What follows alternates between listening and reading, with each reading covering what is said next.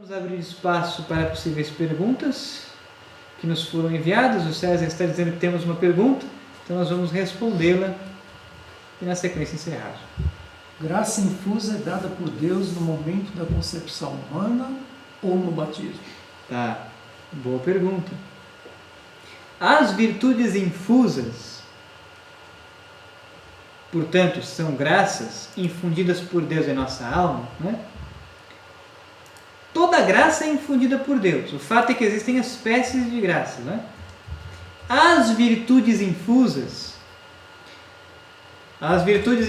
teologais, as virtudes infusas morais, estas são dadas por Deus a nós mediante o sacramento do batismo, né? Porque as virtudes infusas teologais, morais, mesmo as intelectuais infusas, as virtudes infusas pressupõem necessariamente a graça santificante. Quando é que nós recebemos pela primeira vez na nossa vida a graça santificante? Pelo sacramento do batismo, né? Portanto, um sujeito que nunca foi batizado, tem as virtudes infusas? Não. Um sujeito que nunca foi batizado não tem as virtudes infusas. Simples assim. O que ele tem então? A graça atual. Ou aquilo que São Tomás chama de graça suficiente, que é aquele primeiro movimento de Deus para convertê-lo. Mas uma vez que o sujeito ele recebeu o sacramento do batismo, o sacramento do batismo ele nos confere um caráter, ou seja, uma marca de filhos de Deus. Então, o sacramento do batismo, primeiro, nos absolve de toda a culpa e de toda a pena eterna e temporal, do pecado original e dos pecados atuais, se tiverem. Nos absolve de toda a culpa e de toda a pena eterna e temporal. O sacramento do batismo nos torna filhos de Deus no Filho Cristo Jesus, nos enxerta a videira verdadeira, que é Cristo, nos enxerta na igreja seu corpo místico. O sacramento do batismo nos confere pela primeira vez na nossa vida a graça santificante, que é uma participação na vida divina, uma comunhão com Deus, uma amizade com Deus. E com a graça santificante, o sacramento do batismo nos concede as virtudes infusas, teologais e morais, e os dons ordinários do Espírito Santo. Certo?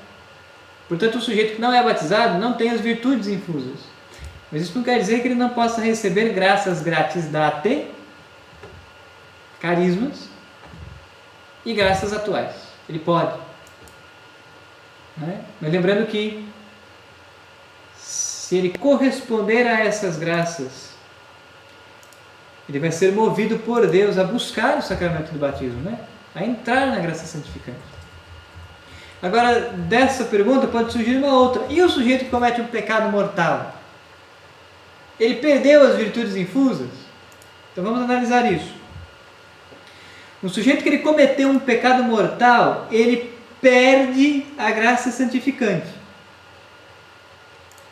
E ele também perde as operações das virtudes infusas e as operações dos dons ordinários do Espírito Santo.